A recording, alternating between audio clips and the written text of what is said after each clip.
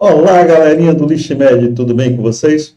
Para quem não me conhece, meu nome é Rolando Lavigne, sou médico, intensivista e ultrassonografista.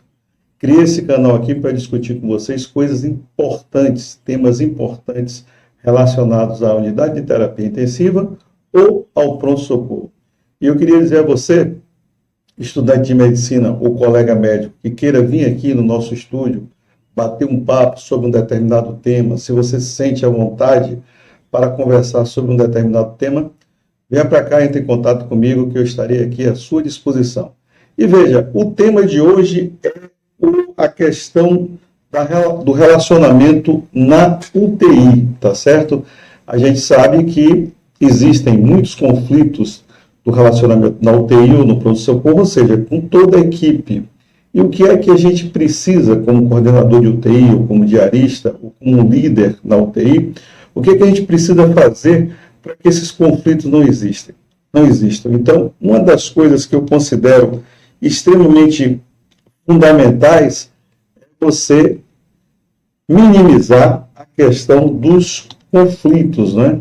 Tem gente que acha que sabe demais, fica esticando a corda para um lado, outro também acha que sabe demais, que não é daquele jeito, então fica esticando a corda para o outro lado. E o papel dos médicos mais experientes, dos coordenadores da UTI, é exatamente quebrar esse conflito, né? Quebrar essa corda para que cada pessoa na UTI, cada profissional de saúde possa ter o seu papel, compreende? Então, nós devemos imediatamente identificar o conflito para que esse conflito seja quebrado. Primeira coisa é essa. A segunda coisa é imaginar que a UTI, por uma complexidade tão grande de serviços, de procedimentos, de medicamentos, de rotinas, tá certo? Ela tem que passar por um checklist. Foi por isso que eu coloquei aqui o nosso avião, onde o piloto e o copiloto, eles fazem, e também a tripulação, tá certo? Eles fazem a cada fase do voo um checklist. Cada fase, o avião está parado, vocês vão ver adiante, um checklist, começa a taxiar outro checklist, e eu quis fazer uma correlação entre o checklist da aviação com o checklist na UTI, que está aqui do outro lado. Então, veja a importância de um checklist. E eu preparei esse slide aqui para vocês, que faz exatamente essa correlação, tá certo? Quando o avião está aqui estacionado no pátio, a gente correlaciona com a união da equipe na admissão do paciente, né?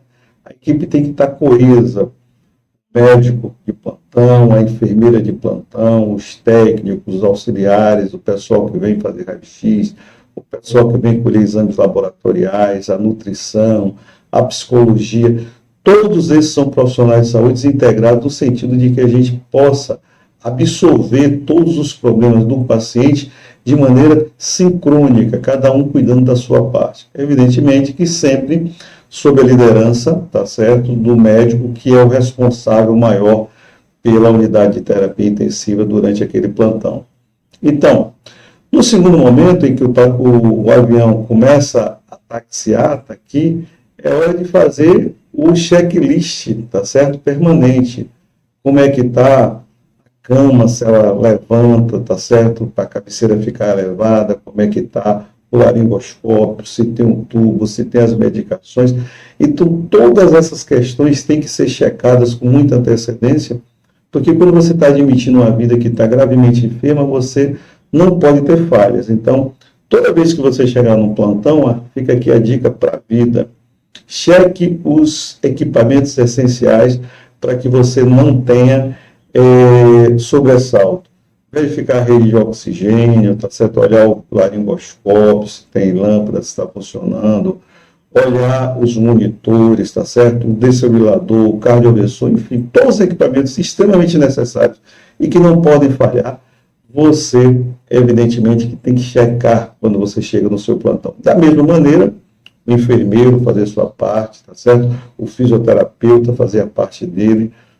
para que de maneira integrada ninguém fique sobrecarregado. Então, o primeiro checklist é exatamente esse, o checklist permanente das coisas que estão lá na UTI. E como é que eu posso admitir, por exemplo, um paciente se o ventilador que eu tenho lá, o último que está lá disponível, não está funcionando?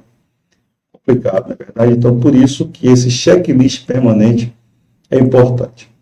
Na terceira etapa, que eu correlacionei aqui com a decolagem do avião, está vendo aqui a decolagem do avião, eu coloquei aqui o treinamento da equipe. Por quê? A equipe precisa constantemente ser treinada, tá certo? Às vezes a gente assim imagina que fulano fez uma coisa errada. Não, nunca considere erro. E sim um evento adverso que você pode transformar isso numa rotina para que ele nunca mais aconteça. Então, é o treinamento da equipe continuado para que você tenha, em função dos eventos adversos que possam acontecer, informações suficientes por que aquele evento aconteceu, tá certo? Por que deu errado aquele problema? Para que a gente possa, mais uma vez, catalogar esse problema, colocar na nossa listinha e esse problema passar a ser parte permanente do nosso checklist. Então, quando o avião está decolando, a gente tem que estar pensando no treinamento da equipe. Na parte de subida, que é aqui, né, a subida do avião, a gente está falando na capacitação. Não adianta o enfermeiro, o fisioterapeuta, o médico, o plantonista ser extremamente bom. Ele tem que estar capacitado para o que você pretende fazer. Na verdade, então, existem determinados procedimentos que, eventualmente, você não teve ainda a capacitação que gostaria de ter. Então, o seu papel como coordenador, diarista da UTI, tá certo? O diretor do hospital, é sempre capacitar recursos humanos no sentido de que você tenha eles em mãos, porque a capacitação é uma coisa extremamente importante num ambiente tão importante, tá certo? Tão mórbido como é o ambiente de UTI e de pronto-socorro. Na tarefa, na etapa 5, a gente é a parte de observação.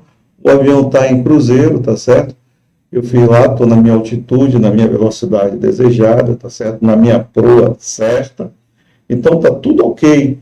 Então, eu vou observar, tá certo? O meu paciente que chegou em sepsis, estava rebaixado, tá certo? Estava hipotenso, a gente entubou, tá certo?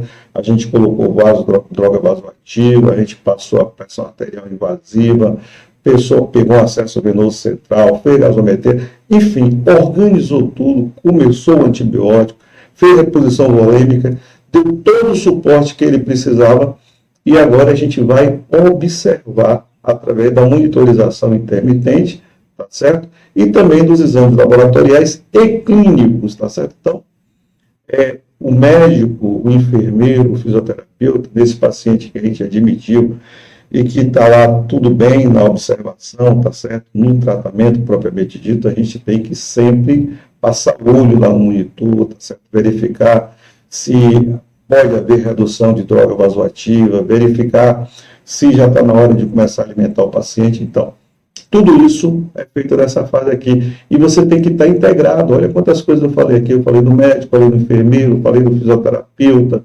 falei do psicólogo que tem que estar já conversando com a família sobre a gravidade do doente. Então, essa integração é feita nessa fase aqui. Depois, quando a gente vai na parte aqui, no item 6, que a gente vai começar a descer o nosso avião, a gente tem que pensar nos processos de reavaliação, né? Então, o que levou esse meu paciente à intubação? Será que eu posso, tá certo, começar a fazer o desmame ventilatório? Será que eu posso começar a diminuir os parâmetros? Será que eu posso começar a tirar a droga vasoativa, tá certo? Enfim, então, como é que estão os exames laboratoriais dele? Se tinha muita leucocitose, como é que está agora? Então, você vai reavaliar esse conjunto de dados para que você possa fazer a descida, tá certo? Que é o desmame de todos os processos que você implantou para o seu paciente, tá certo? Exemplo, retirar catéter quando não tiver mais necessário. Enfim, todo esse checklist de reavaliação na fase 6, que é a fase de descida do avião. O avião só começa a descer quando ele está no ponto certo de descer. Ele não desce antes. Uma viagem, por exemplo, daqui de Ilhéus para São Paulo, ele vai descer no momento que o computador dele diz, não, está na hora de descer, está lá 38 mil pés, precisa fazer uma descida em 20 minutos, então o computador calcula o ponto certo dele descer. No nosso caso aqui, a descida, ou seja, é feita para que o paciente comece a desmamar o aparato, tá certo? Tecnológico e também propedêutico e também terapêutico que nós colocamos para ele. Então, a fase de descida é a fase de reavaliação. Na fase 7, que nós estamos aqui, ó, fase do pouso, tá certo?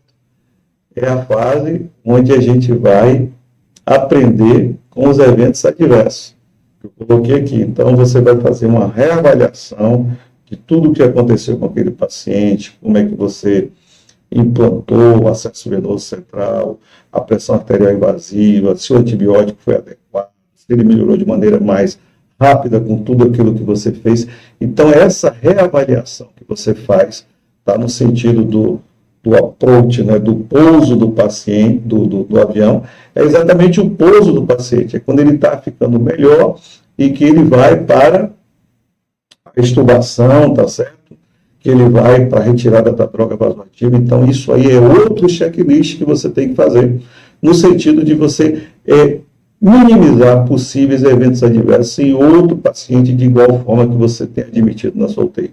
Portanto, fica aqui essa dica de que na hora de pousar o avião é o momento mais apropriado para você fazer todo o seu checklist, porque o avião pousa numa determinada velocidade, tá certo? Tem que estar lá o ILS ligado para que a rampa de descida seja bacana. Então, eu queria dizer a vocês que essa fase é extremamente importante. E, por fim, o item 8, o avião acabou de pousar, quando é um pouso difícil, todo mundo bate palma lá, é bacana o pouso. Então, a gente está nessa fase aqui do sucesso, né?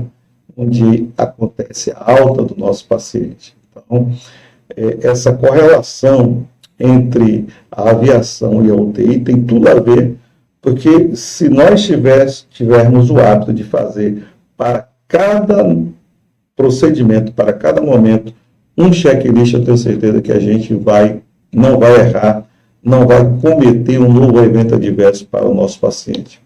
E, por fim, esse slide aqui que eu adoro, tá certo? Que vejam que o médico, que alguns, né, infelizmente, se intitulam como maestro, tá certo? Ele é o maestro, mas não em termos de supremacia dos demais profissionais de saúde. O médico é um elo de corrente que está junto com o enfermeiro, com o fisioterapeuta, com o nutricionista, com o laboratório bioquímico, com os técnicos de enfermagem, com a farmácia e com a administração do hospital. E no centro de tudo isso, o nosso paciente, porque o que existe mais importante é o nosso paciente, compreende? Então, você ligar todas essas pessoas, profissionais de saúde, no sentido de que os objetivos com os nossos pacientes sejam alcançados, é tudo de bom isso, galera. Então, portanto, eu quero dizer a vocês que tenha certeza de que a gente vai, seguindo essas rotinas de checklist da aviação, ter cada vez mais êxito, tá certo? Na propedêutica e na terapêutica dos nossos pacientes. Portanto, eu queria dizer a vocês, assim, para terminar, que todo colega médico que chegar no seu plantão, além de testar os equipamentos básicos, que a gente considera, que eu falei aqui, já pensou, você vai entumar um paciente, o laringoscópio não acende a luz? Culpa sua, que não testou o equipamento quando você chegou no plantão. Então, é fundamental testar. E todo paciente, todo paciente, você deve implantar a técnica do FET-RUG, que é uma técnica consagrada no mundo inteiro, onde você avalia o F de FUT, a alimentação do paciente, tá certo? O A de analgesia, se o paciente está precisando daquela analgesia, você não pode desmamar o fentanil que você introduziu lá no início da admissão. O S de sedação, se você pode ou não retirar aquela sedação. E é importante que o paciente que esteja em avaliação do SOFA, ficando cada vez menor esse número, a gente possa, tá certo, fazer o desmame dessas medicações, analgésico e sedação, e fazer o despertar diário do paciente, tá certo? No T, verificar se o paciente está recebendo profilaxia para tromboembolismo pulmonar, evitar trombose venosa profunda, tá certo? Que pode ser através de medicação ou através mecânica também, com as botas pneumáticas. No H, verificar se a cabeça do paciente está levantada e centralizada, porque isso evita regurgitação e evita pneumonia aspirativa, né? Grande parte das pneumonias causadas por ventilação mecânica ocorrem em função dessa questão da elevação da cabeceira. Então, o paciente tem que estar entre 30 e 45 graus e pronto, porque isso evita, consagradamente evita a pneumonia, tá certo?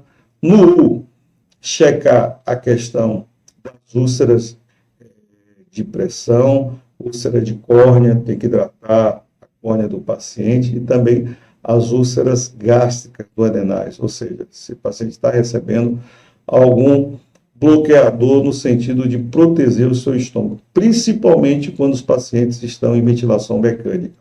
E, por fim, o G, o controle glicêmico dos nossos pacientes. A gente sabe que glicemias elevadas aumentam a morbimortalidade dos nossos pacientes, nós queremos evitar isso. Tá certo, gente?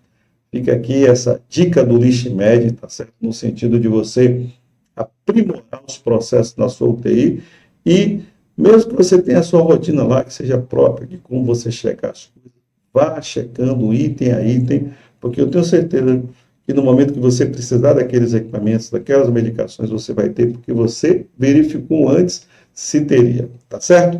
Outra coisa, não esqueça, toda vez que você for fazer uma intubação orotraqueal, lembrar daquela siglazinha Atlas, onde você checa o ambu, onde você checa o tubo, onde você checa o laringoscópio, onde você checa o aspirador e onde você prepara as seringas de maneira sequencial. Opioide, hipnótico e bloqueador neuromuscular. E não esquecer de ter em mãos a famosa solução de adrenalina, tá certo? Com uma ampulha de adrenalina e 20 ml de soro, no sentido de que você possa corrigir uma hipotensão abrupta logo após a sua intubação. Ok, galera? Fica aí essa dica do LixMed, eu espero que vocês tenham gostado, tá certo? Desse nosso conteúdo. Que vocês, por favor, compartilhem esse vídeo com seus colegas, que vocês possam curtir o nosso vídeo e deixar like e acionar o sininho para que vocês possam receber notificações de nossos novos conteúdos. E reiterar o convite, quem quiser participar aqui no estúdio comigo, estudante de medicina, para ter um papo sobre um determinado assunto, tá certo? Fazer uma live, entre em contato com rolandlavigne@hotmail.com.br. O meu tem BR, tá certo? .com.br. Para que a gente possa marcar e vocês virem até aqui o estúdio bater um papo com a gente, tá bom? Fica aqui um grande abraço, até a próxima do amigo Roland Lavigne.